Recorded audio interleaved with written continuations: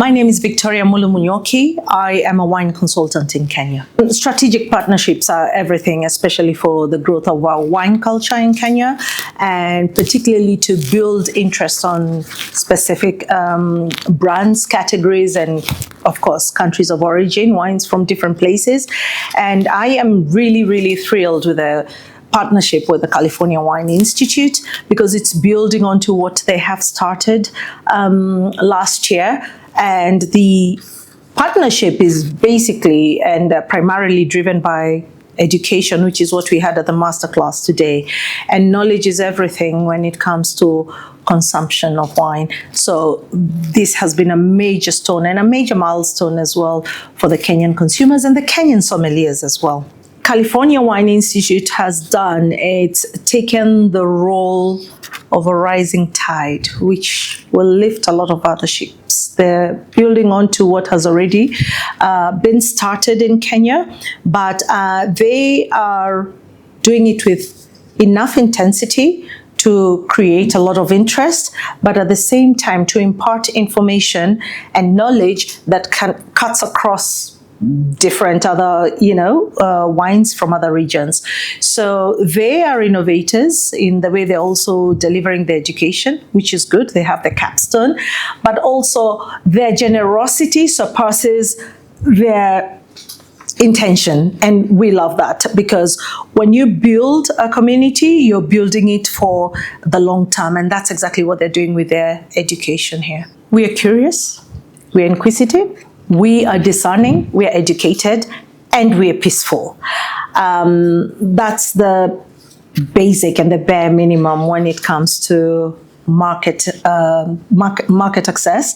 And in Kenya, the other thing that's very important in Kenya is that we have the external influence, and it's very positive influence coming from the fintech companies that have set up here, the UN bodies, the banks that are now here, and the nomadic workers as well. So we have a good influence from the expatriates.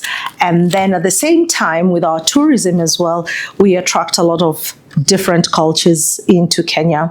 And we're also positioned in a fantastic way. We have a port, so we import directly. Our wines and our products don't have to go via other countries. So that possibly encourages trade as well. And the market itself is willing to try new things. The Kenyan consumer, like I said, is very, very adventurous. And so they will look into California wines. They will look into different styles of wines within California.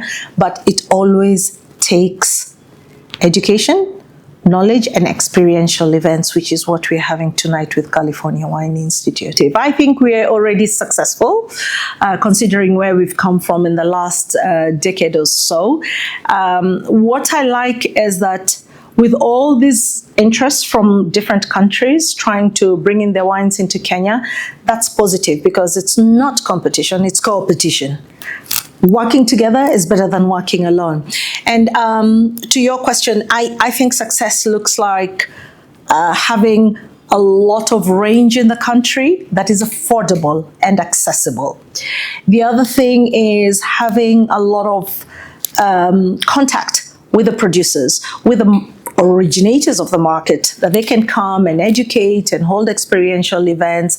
And the wine business is a people's business. If we don't know the person behind the brand, we could very well be drinking any other beverage. So success looks like in terms of more activations, more products in the market, more people willing to look into the Kenyan market. We are very, very proud to be represented by Soraya Ladak in the ASI competitions in Portugal.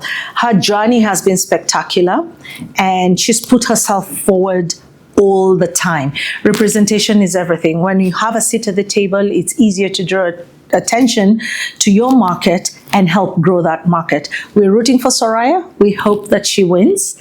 If nothing, does very well, but as a former member of Team Wine Kenya as well, who are another bunch of people trying to get the same kind of participation going and attention into the market, we cannot support her more. Anything, we're all Team Soraya. I think the first thing that we need to tackle is just the relationship at a government level.